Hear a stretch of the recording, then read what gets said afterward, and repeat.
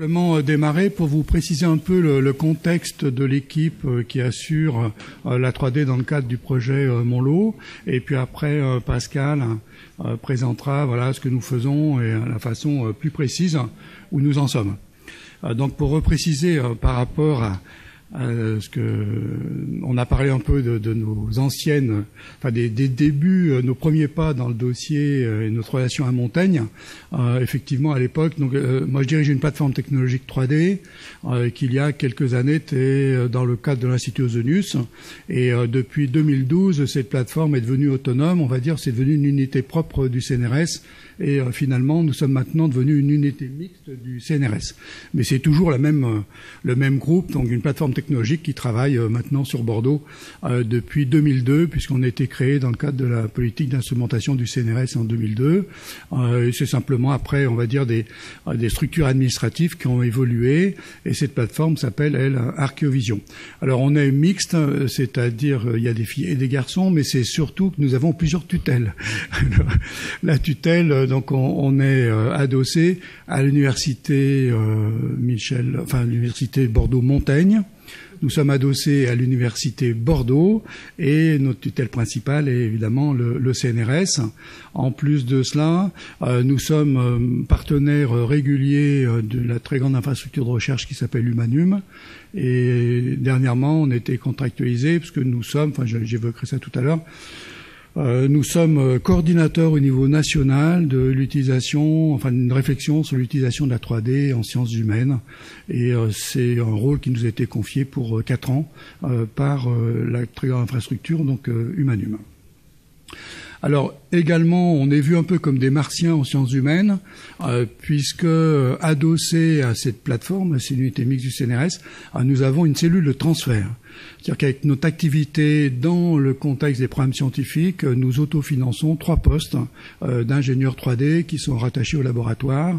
Et ça, vous imaginez bien, par les temps qui courent, c'est pas très habituel. Mais par contre, c'est très opérationnel pour la recherche, puisqu'on arrive à mettre en place, on va dire, des procédures à long terme, ce que ne sait pas faire le privé. Et voilà, on opère un peu dans des choses qui font, on va dire, du sens à long terme, et plutôt dans des éléments qui sont libres de droit. On n'est pas là pour faire de l'argent, on n'est pas là pour faire la poche des collègues, on n'est pas là pour faire les poches des autres, mais bien pour que collectivement on avance tous et surtout qu'on trouve les moyens d'avancer. Ça, c'est pas toujours évident, mais c'est une de nos grandes missions. Dans ce contexte, donc je ne vais pas vous détailler l'organigramme, mais retenez simplement que pour le moment, nous sommes 7 permanents entre donc des agents CNRS, des agents en contrat à durée indéterminée autofinancés, plus différents chercheurs associés qui sont rattachés au laboratoire, et nous recevons pas mal de stagiaires également dans le contexte de ce travail. Alors nous sommes basés pas très loin d'ici, puisque nous sommes sur le campus universitaire de Bordeaux, dans ce qu'on appelle l'archéopôle d'Aquitaine, et je vous rappelle, c'est un bâtiment unique en France, c'est-à-dire que c'est un des seuls lieux en France où on a une interface entre le public et la recherche. C'est-à-dire que dans notre équipe, sur la plateforme, de temps en temps, on a du public qui vient voir ce que nous faisons. Alors, ça arrive pas de façon désordonnée, mais par exemple, on peut avoir une association des amis d'un musée qui demande à être reçus, et on va leur présenter nos travaux, ce que nous faisons, dans un espace qui est dédié. Et on fait également, on reçoit beaucoup de scolaires. Par exemple, on peut avoir, et on a le cas, un professeur de latin qui amène ses élèves et on lui montre les dossiers que nous faisons sur Rome. On a par exemple un plan complet de la ville de Rome au IVe siècle en stéréo, et l'enseignant peut utiliser ça éventuellement pour construire une action pédagogique par rapport à ses élèves. Donc c'est tout à fait original et intéressant, puisque tout ça c'est issu de la recherche. Les dossiers que nous avons, c'est parce que ça sort de projets de recherche. C'est pas de la valorisation, on se trompe pas de métier. Notre métier c'est bien de la recherche, c'est pas de faire la valorisation, mais la valorisation concerne notre métier de chercheur. Alors voilà cette salle dont je vous parlais. Donc on a un Odéon de réalité virtuelle qui permet de recevoir 100 personnes. On est capable d'afficher de la stéréo sur 8,50 m de large et 3,50 m de haut. Et cette salle a une double fonction. Il est certain que dans le cadre du contrat de plan État-région, on ne nous aurait pas financé cette salle si elle n'avait pas cette double fonction, donc celle de recevoir du public d'un côté et celle de faire de la recherche de l'autre. Et c'est réellement ce qui fait l'originalité de ce lieu. Dernièrement, on a rentré une table collaborative. Donc on est chargé également d'explorer, c'est un peu nos missions, c'est d'explorer les technologies émergentes et de voir en quoi elles peuvent être utiles dans nos programmes de recherche en sciences humaines. Donc nous, on va dire qu'on essuie tous les plâtres des nouvelles technologies. Tous les bluffs, tous les choses qui sont sympathiques mais qui servent à rien, des interfaces pourries parce que c'est pas encore développé. Enfin, tout ça, c'est réellement, moi, toute ma vie, CNRS, j'aurais travaillé avec des interfaces pourries, puisqu'on est toujours sur les technologies émergentes. Donc, il faut les essayer. Mais l'intérêt d'être situé là, c'est pas juste par masochisme, c'est parce que ça nous permet d'être au contact des développeurs. Parce que comme c'est nouveau, on est les premiers usagers. Et par exemple, cette table collaborative que vous voyez ici, comme on est les premiers usagers, on est en train de débugger ces choses-là. En sciences humaines, cette table-là, elle est gratuite et en même temps, on était payé par l'industriel pour débugger, ce qui a permis de financer des projets de recherche. Donc c'est la contrepartie d'être toujours avec des interfaces pourries, c'est qu'on est réellement à l'endroit où ça se passe, à l'endroit où ça se développe. Et si les sciences humaines arrivent sur les endroits qui se sont déjà développés, c'est plus accessible à nos bourses, c'est trop cher. Mais quand c'est en train de se développer, là on a un rôle important puisqu'on est des vrais usagers et on arrive à ouvrir les champs d'usage. Voilà. Donc ça c'est, je vous livre comme ça progressivement les secrets de la façon dont nous travaillons. Adossé à ce matériel, enfin ces dispositifs, on a un plateau de production 3D. Donc c'est pas aussi grand que ça, c'est 2 fois la photo du même espace. C'est un coup d'un côté, un coup de l'autre. Et sur 50 mètres carrés, on arrive à monter jusqu'à 12 personnes. Parfois, on a 3 réunions qui se tiennent simultanément. Comme vous avez compris, on est un peu à l'étroit dans nos locaux et on essaye de trouver des solutions pour arriver à être mieux installés. On dispose également de scanners laser, on en a 2 sur nos rayons, un Minolta V910 et puis un Brafaro. Également, on a tout le bon matériel qu'il faut pour faire de la photogrammétrie. Donc, Pascal en parlera tout à l'heure. Simplement, ce que je veux en dire, c'est que la photogrammétrie est en train de faire littéralement exploser les habitudes en sciences humaines et en archéologie. C'est réellement des technologies invasives qui vont de partout. Et nous, on surfe là sur le haut de gamme. Comment produire des documents très haut de gamme qui soient en accord avec les objectifs scientifiques. Mais vous-même, je dis pas que vous faites du bas de gamme, mais éventuellement, vous avez pu tester ces technologies par vous-même, parce que c'est assez facile maintenant d'accès. Vous envoyez 10 photos sur un site internet, vous recevez le modèle 3D, voilà. Mais nous, ça, c'est pas suffisant pour faire la recherche, donc on a des procédures beaucoup plus précises et très sophistiquées pour en faire des objets de qualité que vous verrez après. Dans la mesure où nous avons une responsabilité nationale et qu'on est un peu pionnier, eh bien, à travers le TG-IR Humanum, nous sommes adossés à des puissances de calcul assez lourdes, puisque toutes nos données sont dans les serveurs de la physique nucléaire basés dans la périphérie lyonnaise, et on est en ce moment également en phase de développement avec le CINES, sur un projet qui tarde un peu mais qui devrait sortir, j'espère, maintenant en 2015, des procédures pour l'archivage 3D au niveau national. Comment on peut faire un dépôt aux archives nationales d'un fichier numérique 3D. Donc c'est des procédures à mettre en route. On travaille dessus. Ça n'a pas été finalisé, mais normalement c'est devenu pour 2015 un des axes prioritaires du Manum, donc ça devrait dépoter sur 2015. On est également à l'initiative d'un colloque qui s'appelle Virtual Retrospect, qui se tient tous les 2 ans depuis 2003. Ce sont les archéologues qui viennent parler de l'usage de la 3D pour les objectifs scientifiques, ce qui nous permet d'avoir une vue intéressante du paysage de la recherche française et de la 3D en archéologie. Je vous ai évoqué, donc nous sommes coordinateurs du consortium SHS 3D au niveau national. Vous avez ici les 10 partenaires qui se sont regroupés pour monter cela. Voilà. En gros, c'est ce que je vous indique. Alors avec tout ça, qu'est-ce qu'on fait? Eh bien, depuis une dizaine d'années, voilà, c'est plus de 300 projets dans lesquels on a œuvré. Ça va de la prestation au pilotage, hein, suivant les projets. On a été pilote de certains projets, on a simplement été prestataire sur d'autres, souvent partenaires. On couvre un spectre très large qui va de la préhistoire jusqu'aux historiens, aux modernistes, et on travaille aussi avec des artistes contemporains, ce qui montre un peu là où on travaille. Alors, pour revenir à ce qui nous réunit ces jours-ci, donc c'est revenir sur Michel de Montaigne. Je ne vais pas en parler trop longtemps, mais juste expliquer un peu. Voilà, c'est tout à fait typique de nos actions, c'est-à-dire qu'on a dû faire les premiers pas sur Michel de Montaigne, je pense dans les années 2000, peut-être 99-2000, où nous nous sommes inspirés, nous sommes allés sur site, on a beaucoup travaillé, exploré les caves, et je parle pas de la production viticole, hein, je parle bien des caves, l'architecture du château. Donc on a pas mal travaillé sur retrouver les phases anciennes du château, tout du moins avant l'incendie, avant la restauration, et éventuellement, je pense qu'il y a encore à faire, et un dossier très intéressant pour remonter sur plus tôt. Donc là, c'est ce que Pascal va vous montrer tout à l'heure. Il faut savoir que ça fait déjà 15 ans qu'on a les pieds qui vont vers Montaigne, et donc c'est bien un travail de longue haleine. Et sans doute le travail qui est monté maintenant, c'est une chose qu'on ne peut pas commander comme ça, en dire tiens, il nous faudrait la 3D de Montaigne. Non.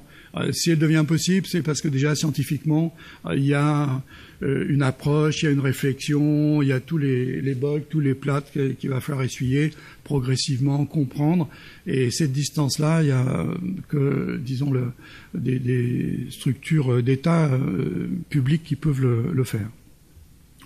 Donc c'est pour rappeler un peu, voilà, de tous les passages, donc de compréhension du site, compréhension du château, progressivement l'analyse de toute l'iconographie, des rares photos disponibles pour remonter tous ces ensembles, pour arriver à des modèles numériques 3D. Donc ces modèles, ils sont conservés dans notre équipe, ils sont sauvegardés, pérennisés, on les pérennise par l'usage, et l'idée c'est de les déposer aussi, et progressivement ça évolue avec la recherche. Ce qui fait qu'ils sont toujours disponibles, c'est-à-dire s'il y a d'autres projets sur Montaigne qui apparaissent, qui se mettent en place, ces données sont accessibles pour ces projets-là ou pour la valorisation sur site.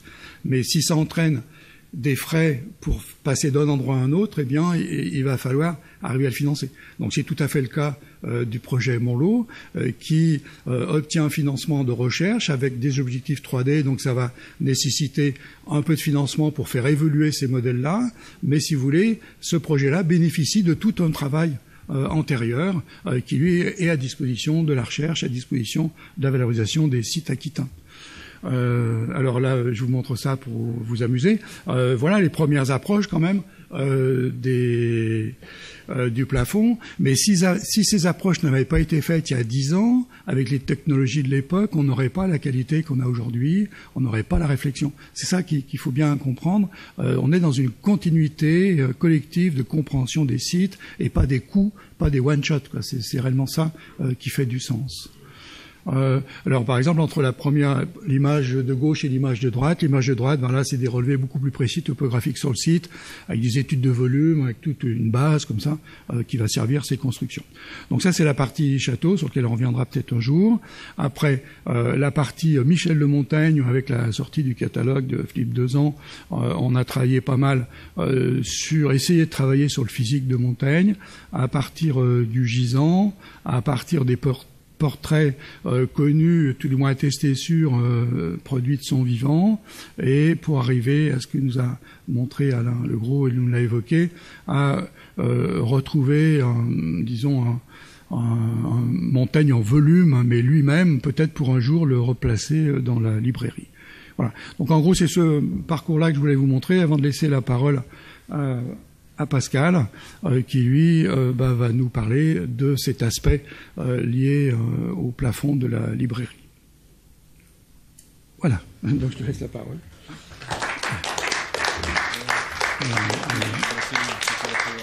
C'est pas ça. Donc, bonjour à tous. Donc je vais vous compléter un petit peu ce qu'a dit Robert en vous présentant un peu l'avancée du travail qu'on a fait sur le projet Monlo.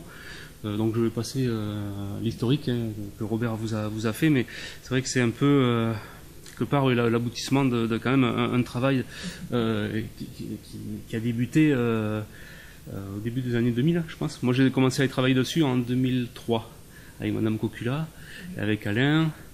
Voilà, donc ça fait un petit moment. J'ai travaillé sur le château, et puis bon, là on s'est concentré sur la librairie de Montaigne pour le projet Monlo. Donc je vais vous présenter un petit peu ce qu'on est allé. Alors, voilà, je ne sais pas si j'en entends. Ok, merci. Donc, je vais repasser un petit com. Oui, j'ai beaucoup moins de place. Voilà, donc on est allé, donc on a repris évidemment d'un point de vue géométrie, parce qu'on travaille donc sur de la 3D, donc d'un point de vue géométrique, on a repris un petit peu du travail qu'on avait fait les années précédentes. On avait fait venir sur site un topographe qui avait numérisé à l'aide de point topo, donc point à point la librairie. Donc ça nous faisait à l'époque une base 3D assez intéressante, parce que c'est quand même mieux que de prendre les relevés d'architectes ou de prendre les plans, les élévations. Là on avait une base quand même beaucoup plus précise. Mais quand même ça restait du relevé point à point, etc. Donc c'était pas complètement satisfaisant. Donc on a profité de l'ANR Monlo pour aller un petit peu plus loin dans l'acquisition de ces données, je dirais ces données temps réel, ce qu'on appelle dans notre jargon à nous le V0, c'est-à-dire l'existence que l'on peut voir à l'instant T, c'est-à-dire que maintenant. Donc on n'est pas encore dans la restitution.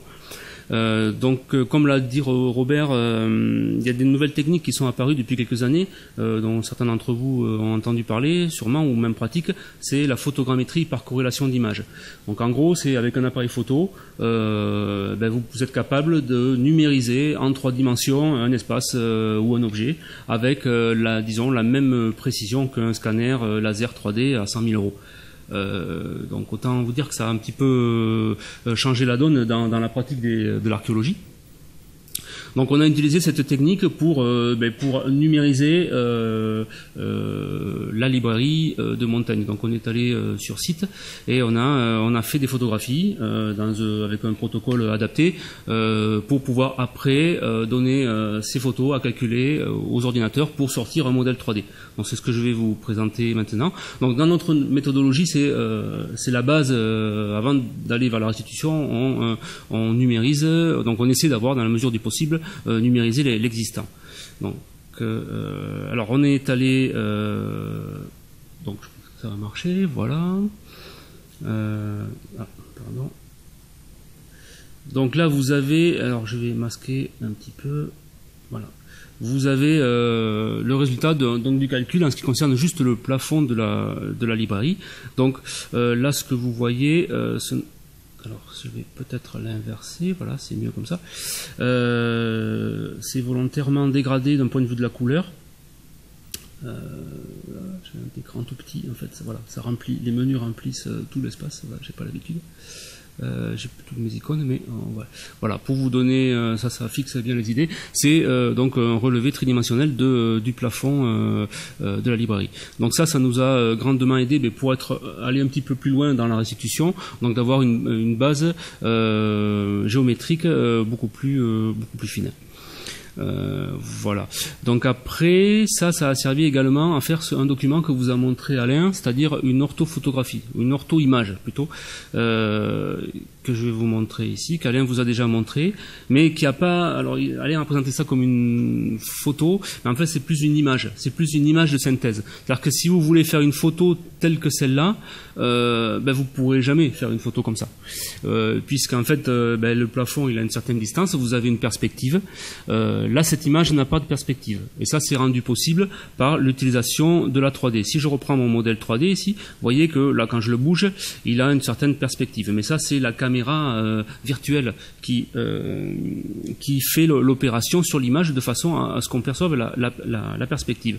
Et cette perspective, je peux l'annuler. Là, je suis en train de l'annuler pour avoir une projection orthographique. Donc là, quand j'arrive à 0, ben voilà, il me l'affiche même ici, et il me dit que c'est une vue orthogonale. Donc si je mets le plafond dans le plan de l'écran, eh bien j'ai ici un plan parfaitement. Alors je peux changer l'éclairage un peu pour qu'on perçoive un peu plus. Voilà, j'ai un plan. J'ai peut-être à l'envers. Non, non, je pense pas.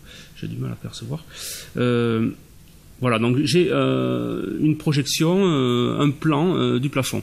Donc c'est une image impossible à avoir dans la réalité, mais c'est une image qu'on peut parfaitement utiliser. Donc on peut faire des mesures. C'est pour ça que sur la photo que Alain vous a montré, l'image pardon que Alain vous a montré, voilà, il y a une échelle. Donc on peut parfaitement maintenant utiliser ça d'un point de vue scientifique pour faire des mesures.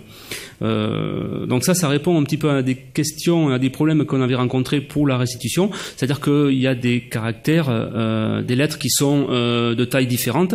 Et dans les anciens travaux qu'Alain vous a également présentés, on avait qui sont en partie ici. Donc je vais ressortir voilà un peu des images. Voilà alors c'est peut-être pas là. Voilà, une image un peu plus. Là, le fond. Donc donc on a réécrit les sentences après les avoir, après qu'Alain les ait étudiées et après qu'on ait travaillé ensemble, on a refait une police de caractères et on a effacé sur le fond d'image. Alors le fond photographique, là c'est des photos. À l'époque, il était fait avec des photos qu'on avait plus ou moins alignées les unes avec les autres. Donc ce qui n'était pas parfait d'un point de vue géométrique. Donc ça nous posait quand même un petit problème parce qu'on n'était pas parfaitement rigoureux. Et comme il y a beaucoup de solives, il y a des écritures très différentes. Et bien on s'est vite rendu compte que quand même il y avait des problèmes d'échelle. Donc il y avait des petites lettres avec des grosses solives, etc. À l'inverse. Donc c'est pour ça qu'on est reparti sur une base géométriquement exacte que nous a permis d'obtenir la photogrammétrie. Donc voilà. Donc après on a substitué ce fond photographique par l'image issue de la photogrammétrie que l'on a nettoyée. Donc il a fallu effacer les anciennes inscriptions qui étaient qui étaient peu lisibles, et on a replacé les nouvelles issues du travail d'Alain parfaitement à la place, donc calées d'un point de vue dimension et calées d'un point de vue espacement par rapport aux inscriptions d'origine.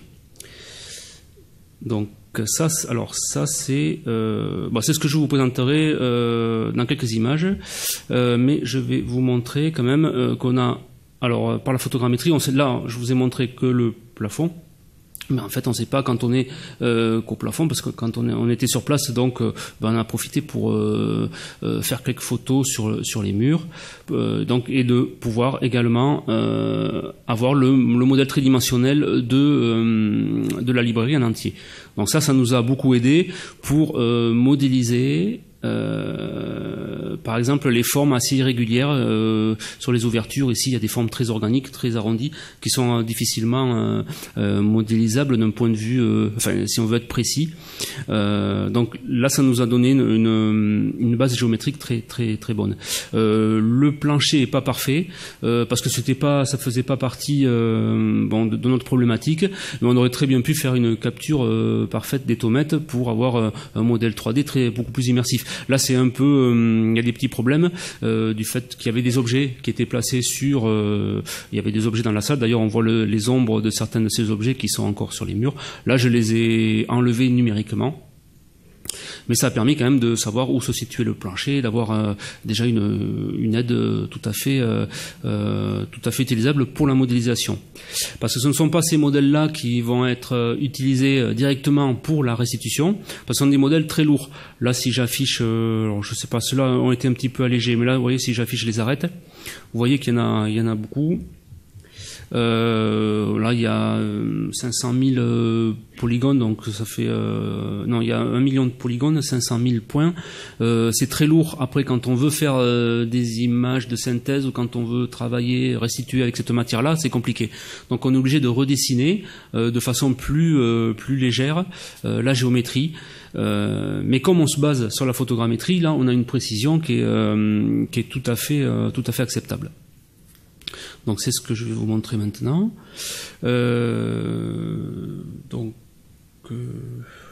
Voilà.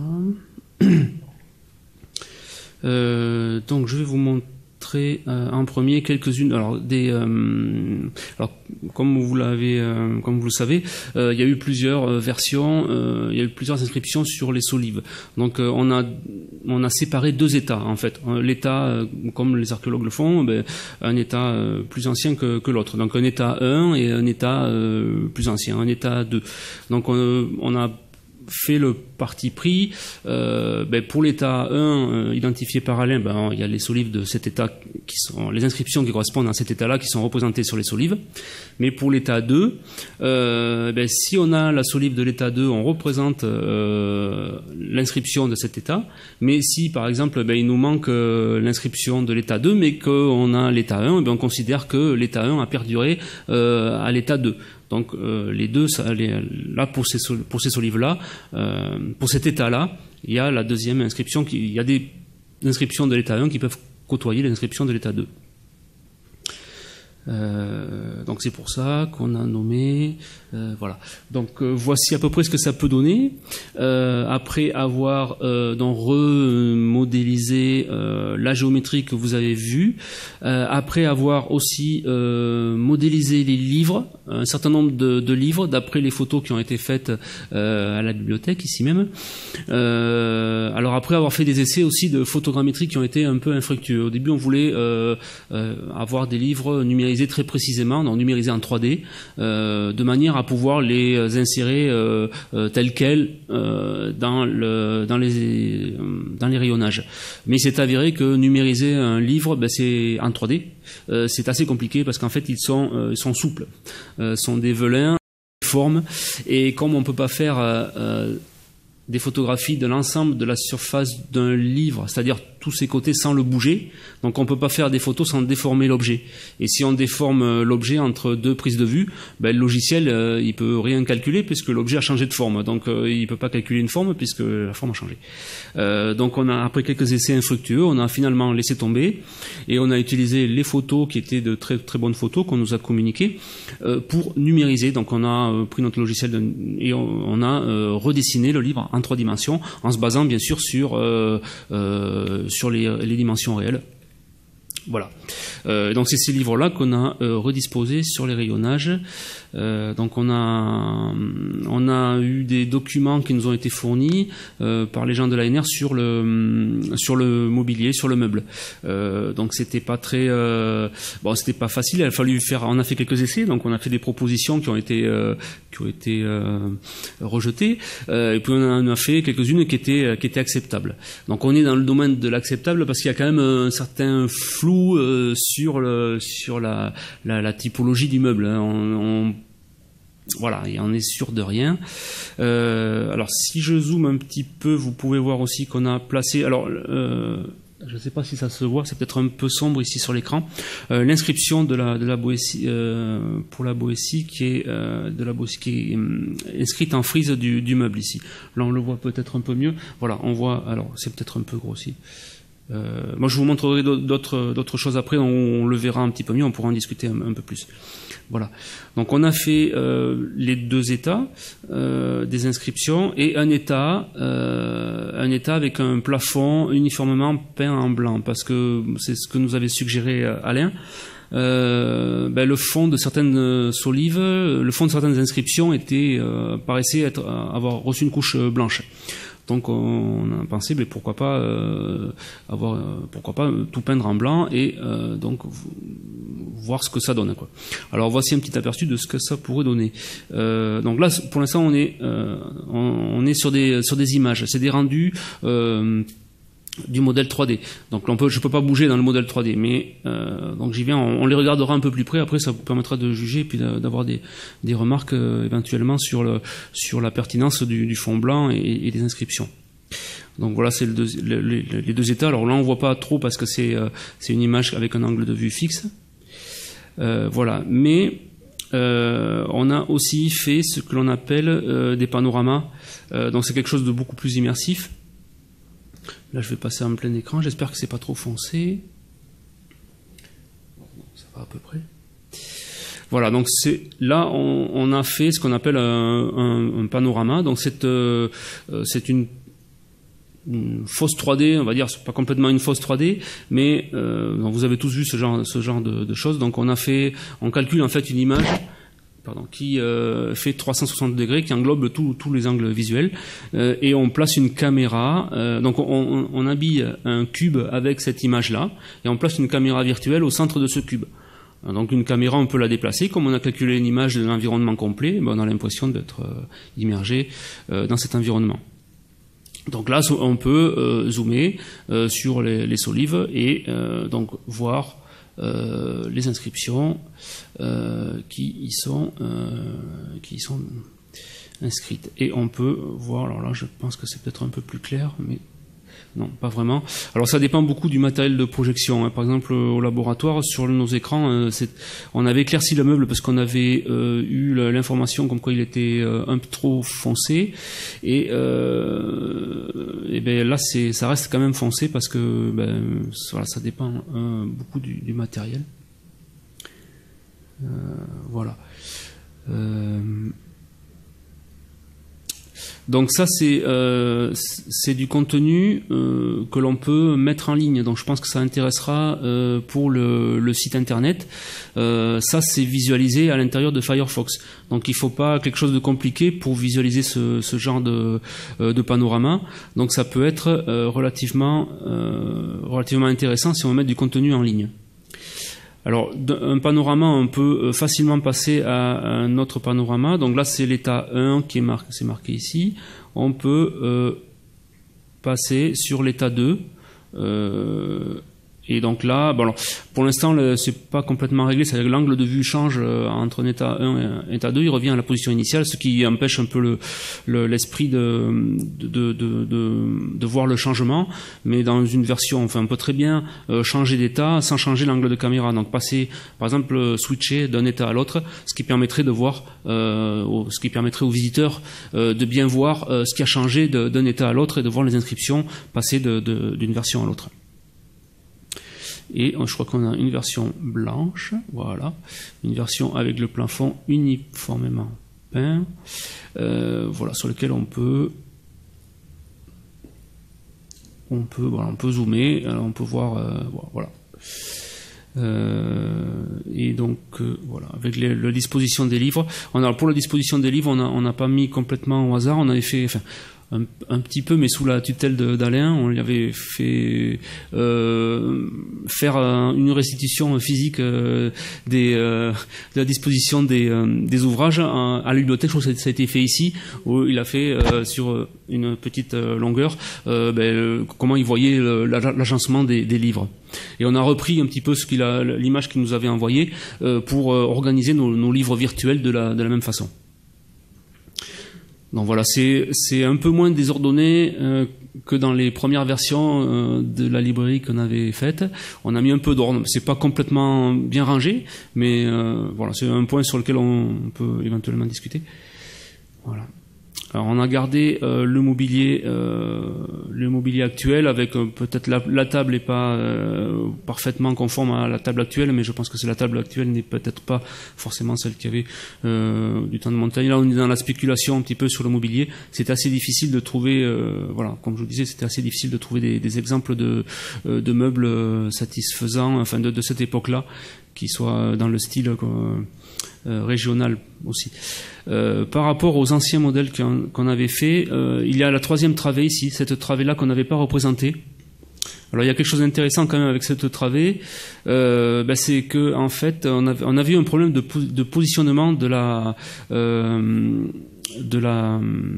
l'inscription de la Boétie, et parce que tout simplement parce que ça passait pas en frise du meuble. Si on essayait de mettre toutes les lettres les unes après les autres, tous les mots, on avait des mots en trop, ou alors il fallait diminuer exagérément la taille des polices. Et Alain m'a envoyé des illustrations de meubles un peu du même genre, où l'inscription, où il y avait des inscriptions en frise et qui faisaient littéralement le tour des meubles. Donc il faut imaginer que dans sur le côté, sur les parties latérales du meuble, l'inscription se poursuit. Et en faisant ça avec cette inscription, donc en faisant un retour à chaque fois, donc là forcément on ne la voit pas parce qu'on n'a qu'un point de vue. Il faudrait faire un deuxième point de vue pour aller lire ou pouvoir se déplacer. Bon, ça c'est un peu autre chose. Et en rajoutant cette troisième travée, comme ça avait été suggéré par les gens de l'ANR, eh bien ça passe. On arrive à mettre tous les mots de l'inscription, de la phrase. Donc ce qui est quand même assez intéressant parce qu'on voyait pas trop comment résoudre ce problème. Alors certes, il y a des portions de l'inscription où il faut vraiment aller près de la fenêtre pour les lire, mais bon, peut-être que ça reste peut-être dans l'esprit du lieu, c'est assez à discuter. Voilà, donc j'arrive à peu près à la fin de ce que je voulais dire. Je vous remercie.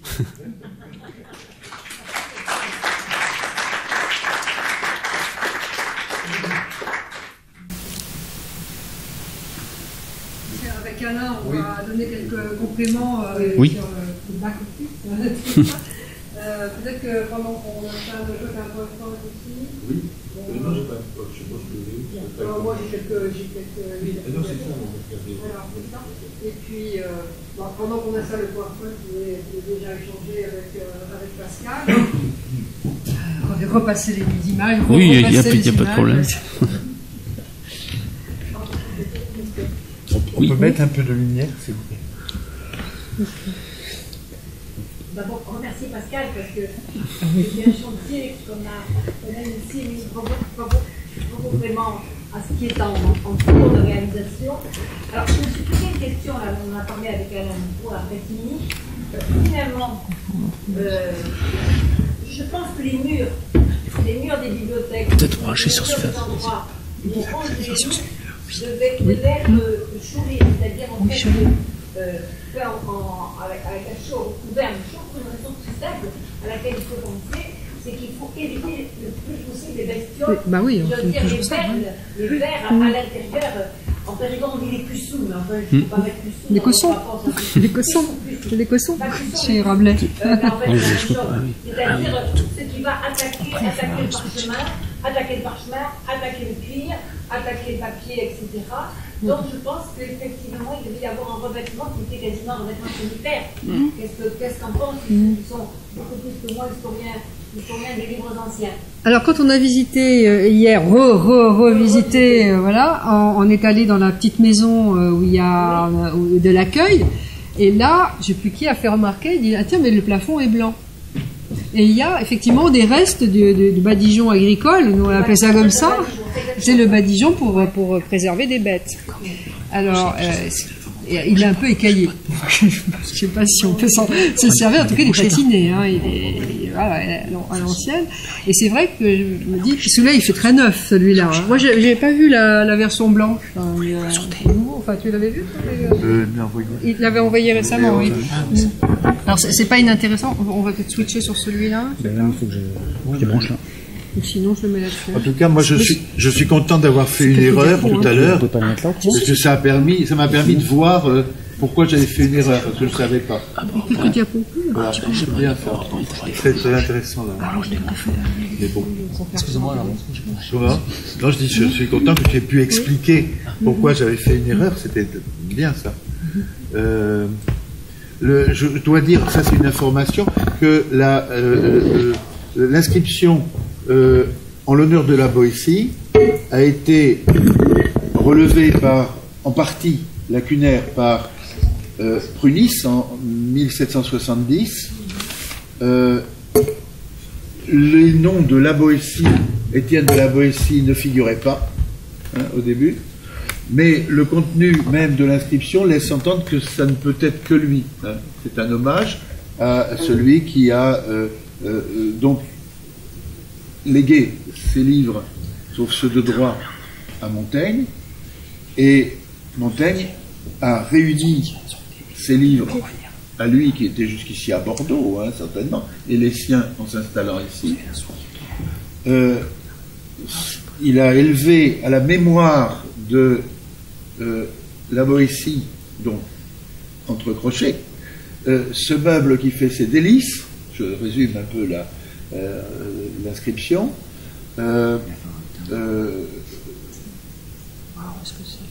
Donc, et il y a ainsi, et c'était un désir qu'il avait depuis très longtemps de laisser quelque chose, un monumentum. Un monumentum, quelque chose qui soit symbolique, matériel, voilà. Et il trouvera mieux, mais ça c'est, il semble que tout le monde ne soit pas de mon avis, mais enfin, quand même beaucoup sont de cet avis, il trouvera mieux en publiant, pas en publiant, mais en travaillant à ses essais, au centre duquel, je persiste et signe, devait être le discours de servitude volontaire, qui ainsi aurait été, il aurait trouvé, parce que la Boétie lui demandait, sur son lit de mort, dit-il, donnez-moi une place. Donnez-moi une place. Et dans cette lettre de Montaigne, par laquelle il se lance en écriture, comme petit écrivain, mais plus seulement comme éditeur. Il est éditeur des textes de la Boétie, d'accord, mais il joint cette lettre sur la mort de la Boétie, dans laquelle il raconte les derniers moments de la Boétie. Et là, il écrit, il commence à écrire. Avant, il a été traducteur de second, il a été éditeur de la Boétie, et maintenant, il a encore quelque chose à publier de la Boétie. La pièce maîtresse et le discours sur la servitude volontaire. C'est autour de ça pas tout de suite, mais c'est autour de ça qu'il va construire ses grotesques, ses essais, etc. C'est donc un point de vue qui est pas maintenant, paraît-il, enfin, c'est toujours ainsi, remis en question. Bon, voilà, c'était simplement, je suis pas mauvais quand même pour meubler. Alors, c'est le cas de le dire, parce que nous allons revenir sur les meubles. Voilà. Marie-Elisabeth a quelque chose. Oui, pardon.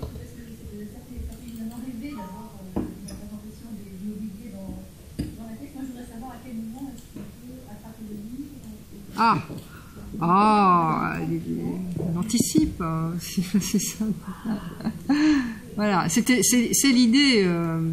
Effectivement, l'idée c'était ça, c'était de zoomer, de cliquer, de sortir un livre de son étagère, de l'ouvrir virtuellement, de le lire réellement. On n'en est pas encore tout à fait là. Non, je pense pas qu'on y arrivera même. Non, il me semble que ça serait un projet, c'est une suite. Oui, voilà, peut-être dans une suite. Une suite du projet. Bon, cela dit, rendre des zones cliquables, ça, je pense que c'est pas difficile. Voilà, tout à fait, au moins ça, et renvoyer aux ouvrages qui sont numérisés et qu'on a déjà mis en ligne. Donc ça, c'est vrai. Alors Alain reparlera tout seul, effectivement, de la librairie véritablement.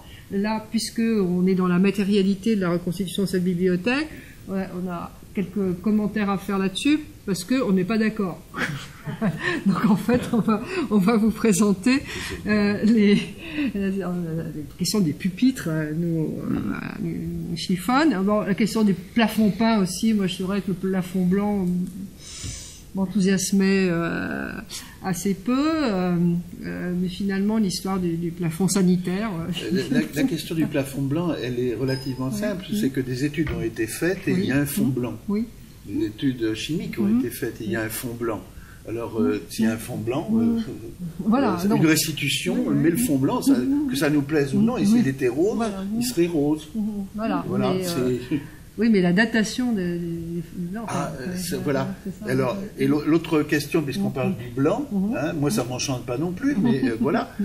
Mais parce que nous aimons bien le bois brut, nous aimons bien que ça reste comme ça. Mais Thierry Crépin Leblond, directeur du musée d'Écouen, du musée national de la Renaissance d'Écouen, nous expliquait quand nous sommes allés le voir avec Marilus, et l'autre jour encore, que le bois au XVIe siècle est peint.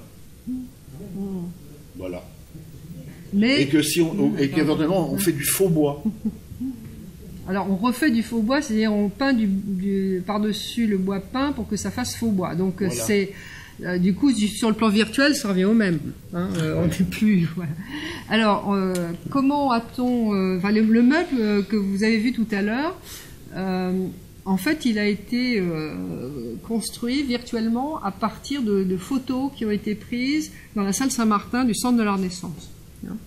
Ce sont cette salle Saint-Martin a été elle-même, ces panneaux de bois n'ont sont pas datables. Enfin, les spécialistes ne savent pas si ce sont de vrais panneaux Renaissance qui ont été mis là, ou ce sont d'excellents ébénistes du 19e siècle, puisque l'aménagement date du début du 19e siècle. Si c'est vraiment de très bons imitateurs qui ont utilisé des bois anciens pour faire ces panneaux. En tout cas, c'est vrai que le décor de ces panneaux est typiquement début ou première moitié de la Renaissance française. Donc, ce sont ces photos-là qui ont été transmises à Pascal et qui donnent un meuble qui a l'air d'être un meuble, Renaissance. Alors, évidemment, c'est un peu plus au nord que le Bordelais. On n'a pas trouvé l'équivalent. On pourrait peut-être, mais là, je trouve que ça donne quand même un résultat qui n'est pas mal du tout. Et si quelqu'un a des photos, a dit mais moi j'ai vu dans tel château, il y a des montants de bibliothèques qui seraient plus proches effectivement de cette bibliothèque, cette librairie de village, comme disait Montaigne, pourquoi pas, mais on va pas faire tout recommencer par Pascal. On pense que c'est déjà Montrave, il a eu peur. C'est ça. Voilà. Bon, alors, on est jusque-là, on est d'accord avec Alain pour dire c'est le résultat de cette recomposition est tout à fait intéressant. Alors là, vous avez la reproduction du passage dans l'exemplaire de Bordeaux où Montaigne décrit sa bibliothèque, donc sa librairie, d'une vue, tous mes livres, virgule, rangés à 5 degrés, tout à l'environ. Donc regardez bien cette première version. La deuxième version, c'est celle de 95. La figure en est ronde et n'a de plat que ce qu'il faut à ma table et à mon siège, et vient m'offrant en se courbant, d'une vue, tous mes livres, rangés sur des pupitres, à 5 degrés, tout à l'environ. Et bon, c'est tiré des 3 commerces. Là, j'ai restitué les graphies et on va dire une ponctuation. Restituer la ponctuation, c'est beaucoup. Alors là, j'ai mis les deux citations l'une à côté de l'autre. Et il faut bien penser que l'ajout sur des pupitres est un ajout. C'est-à-dire que la phrase d'origine, c'est tous mes livres sont rangés à 5 degrés tout environ. C'est-à-dire sur 5 niveaux. Bon, voilà. Alors après, comment interprète-t-on cet ajout des pupitres? La discussion qu'on a eue avec Alain et qu'on a toujours un peu, c'est que on a beaucoup de gravures où on voit des personnages célèbres dans leur studio, dans leur bureau. Ils ont non seulement un écritoire penché, mais ils ont des étagères avec des bibliothèques qui ont effectivement des pupitres, notamment sur lesquels sont posés les gros livres, les in-folio. Et donc Alain dit mais ça ce sont des représentations médiévales en des années 1560, oui. Début 16e, mais c'est plus ça du temps de Montaigne. Alors on voit Madame de Hellec qui hoche la tête, etc. Alors oui, mais des gravures par ailleurs, d'autres on n'en a pas, sauf celle de Calvin, où vraiment Calvin dans sa bibliothèque, c'est une gravure de 1564, j'ai oublié la reproduire ici. Il a des étagères brutes, c'est calviniste comme décor, des étagères brutes. Il y a effectivement des in-folio un peu par terre, etc. Il y a surtout des bibles, il y a marqué Bible dessus, et il y a vraiment pas grand-chose à en tirer. En revanche, il y a des représentations de bibliothèques plutôt plus chic, plus princières, où il y a des étagères avec des écritoires, des pupitres sur l'étagère qui est au 3e degré, c'est-à-dire celle qui correspond aux livres qu'on lit debout, mais notamment les gros livres qu'on lit debout. Alors, donc, pour l'interprétation étymologique d'Alain, tu me corrigeras si c'est pas tout à fait ça, c'est que pulpitum en latin ne veut pas dire pupitre, ne veut pas dire écritoire penché, mais veut dire simplement étagère. Alors, ça me chiffonne un peu parce que j'ai pas trouvé dans les corpus, en fait, du XVIe siècle le sens de pupitre étymologique comme ça. Et quand même, en français de cette époque-là, pupitre, c'est bien une sorte de lutrin, en fait. Voilà, un lutrin mobile qu'on pouvait déplacer, justement. Et on pourrait arriver à se mettre d'accord en ajoutant par-ci par-là au 3e niveau de l'étagère, effectivement, de ces lutrins pas forcément partout, hein, mais qui sont posés notamment pour faciliter la lecture des infolios. Non seulement on pourrait se mettre d'accord, mais ça y est, on est d'accord. On est d'accord. Moi, je m'en fiche, à vrai dire. Ouais, moi aussi. Non, mais avant, il avait peur qu'il y ait des pupitres partout. Non, mais simplement, je constate que Marilus est pour 95 contre le EB. Non, mais c'est très intéressant. C'est quand même très intéressant. Parce que ça ne marche que si, effectivement, on pense, bon, avec le changement par rapport à 95, changement de ponctuation. Alors voilà. Parce que là, tu as changé la ponctuation. Mais voilà. Moi, j'aimerais. Il y avait des réactions. Et là, je serais très preneur de réactions. Madame de Bellègue avait l'air de souhaiter intervenir. Moi, ça m'intéresserait bien. Vous voulez bien? Mais c'est ça qui est bien. Oui, les idées farfelues sont ça, bien. Moi, c'est ça que j'aime faire ici. Voilà. Ouais, on a cherché partout.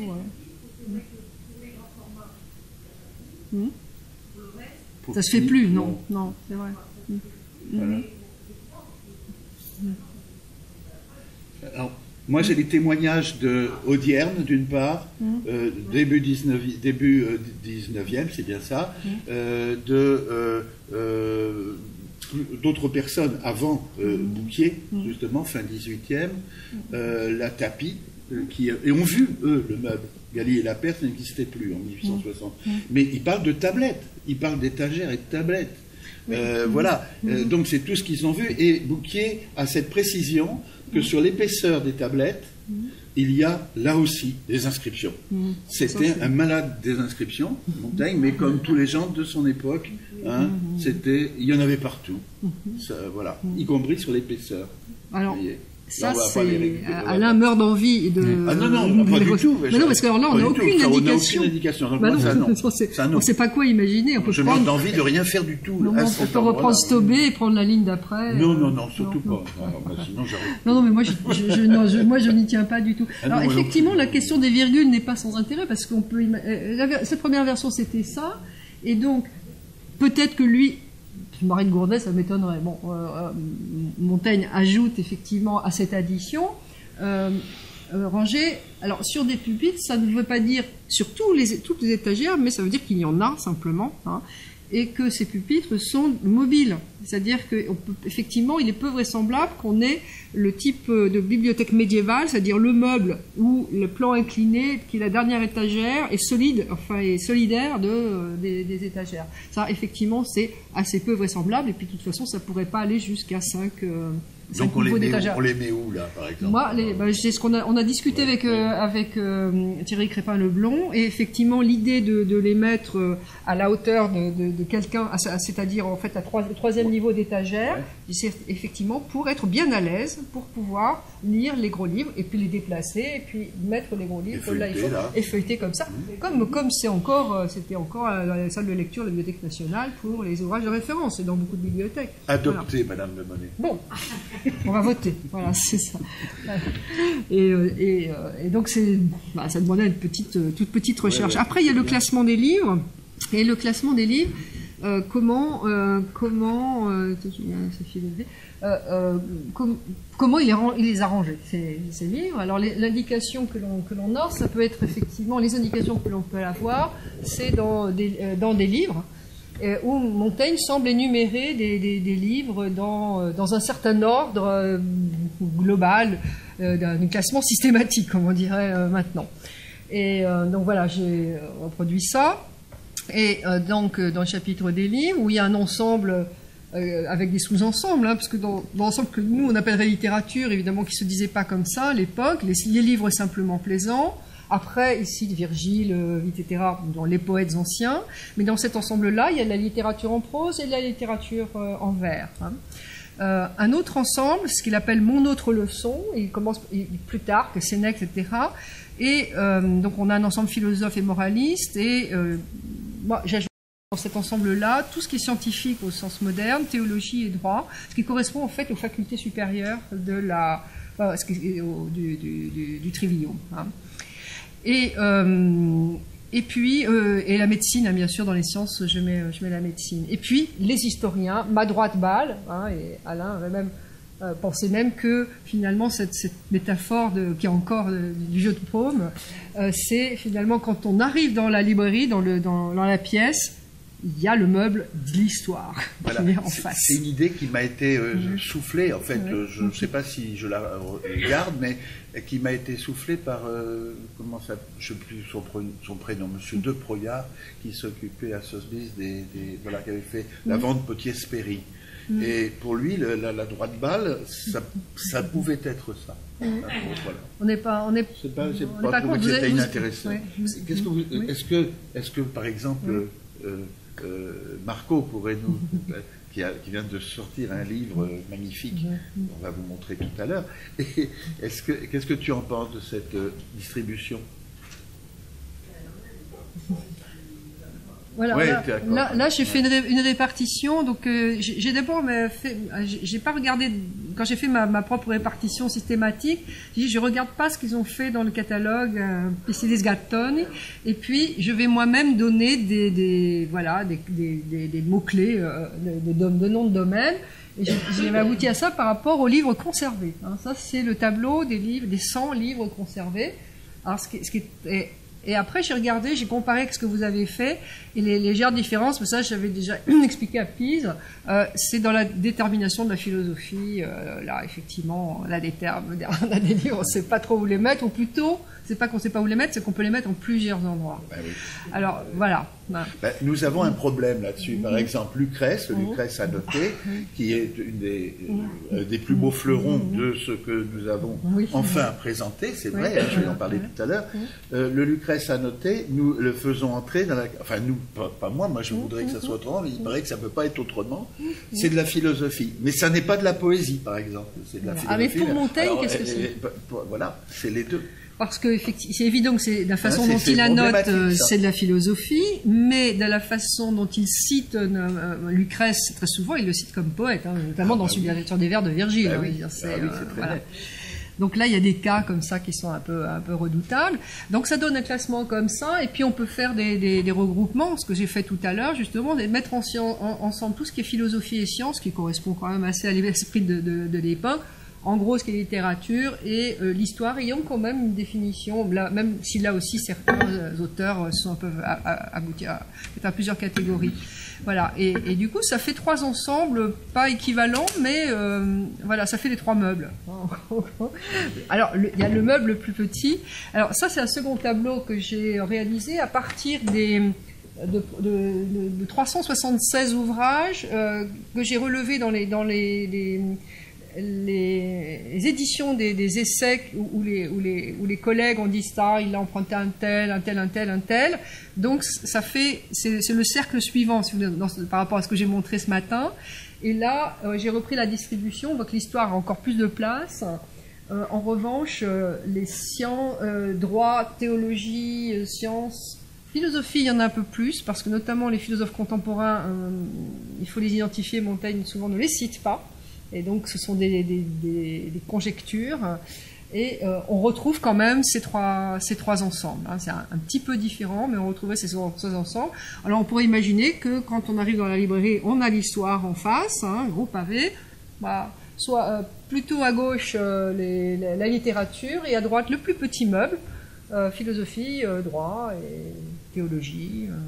Voilà. Alors aussi pour une autre raison, c'est que ces livres sérieux de droit de théologie, il les a lus ailleurs quand il faisait ses études, et pas forcément achetés pour lui et pour les avoir chez lui. C'est fini le droit, hein, ça est étudié, et c'est assez logique qu'il n'en ait pas beaucoup chez lui et qu'on n'en ait pas retrouvé beaucoup. Voilà, je ne sais pas ce que vous en pensez.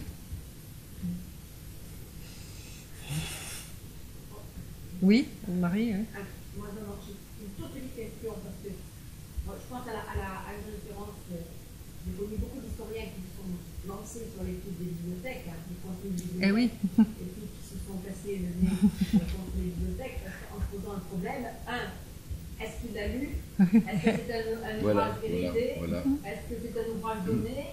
Est-ce qu'il n'a jamais feuilleté? Donc là, alors, est-ce que vous avez pu repérer, une question, est-ce que vous allez pouvoir repérer des ouvrages qu'il aurait dans cet ensemble-là et qu'il n'aurait jamais regardé, qu'ils n'ont jamais Ah oui, il y en a.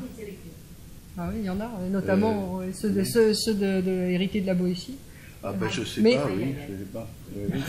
Il y a ça. Moi j'ai repéré matériellement, comment dire, j'avais vu, mais je sais plus lequel, mais j'avais vu à Cambridge un livre qui a, bon, je sais pas si on peut parler de découpé, c'est possible, c'est pas idiot de dire ça. Enfin il y avait un ensemble, enfin, la feuille avait le toshi.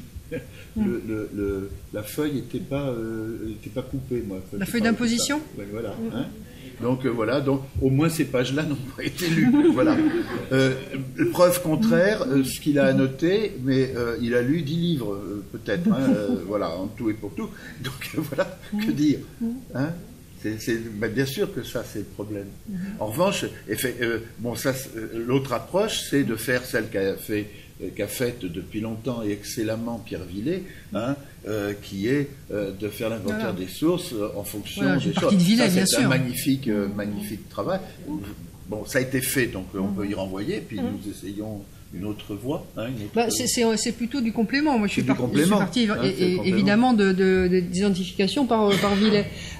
Dire par exemple pour Pichot, hein, donc le De Natura Animorum du médecin Pichot, médecin bordelais, quand même assez peu connu. Si on n'avait pas retrouvé son livre, on n'aurait pas eu l'idée d'aller le chercher. Effectivement, Jean Séard, entre autres, dans son édition, dit voilà tel passage, ça peut venir de Pichot. On a son livre avec sa signature, hein, conservé à la Bibliothèque nationale, c'est Fontpayen. Qu'on va voir tout à l'heure. Voilà. Et là, moi j'ai rien vu, et Alain, lui, quand il est allé, il a vu un tout petit soulignement. Oui, mais enfin, je peux rien en faire de. Non, mais c'est parce qu'il y a un rapport avec les essais, hein, parce que sinon. Voilà, c'est parce qu'il y a un rapport avec les essais, mais c'était à peine, c'était à peine visible. Cela dit. Donc c'est un livre très intéressant. On a fait numériser l'exemplaire de Cambridge parce que l'exemplaire de la Bibliothèque nationale, c'est le problème que je posais ce matin. Tant qu'ils sont en latin, on ne sait pas quand ça pourra être fait. Et là, au moins, il n'y a pas la signature de Montaigne, mais au moins on peut lire Pichot tranquillement. Voilà, c'est vrai. Et ça mérite d'être lu. C'est extrêmement intéressant. C'est un angevin. Oui, il a fait ses études de médecine et de théorie. C'est un forain. Ouais. Oui, c'est ça. Un angevin qui a eu maille à partir avec Scaliger et qui a apparemment fait en sorte que Scaliger ne vienne jamais à Bordeaux. Donc c'était quand même assez intéressant comme histoire. Voilà. C'est les luttes intestines. Voilà. Bon, je te laisse continuer tout seul. Avec l'aide de... Il est parfait. Exactement. Pas d'autres questions pendant ce temps-là? Des suggestions, oui. Comment? Non. Là,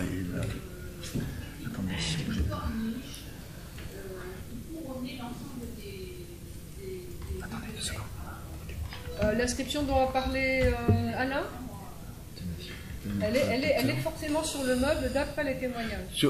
Oui, d'après les témoignages, hein, c'est ça. En frise. Mais on pourrait la mettre, à mon sens, davantage en valeur. Hein.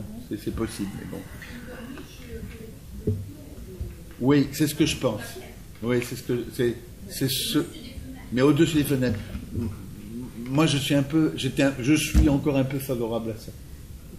Mais bon. C'est vrai que sur le modèle, on peut dire l'exemple qu'on avait plus que sur le modèle, celui d'Urbino, c'est ça aussi, le Studiolo, qui est un studiolo extrêmement riche, marqueté, enfin bon, très au-delà des moyens de Montaigne, c'est en haut du meuble. Tu l'as sur ton... Je l'ai, mais il faut que je le cherche. Je le trouverai tout à l'heure. Je l'ai ici, quelque part.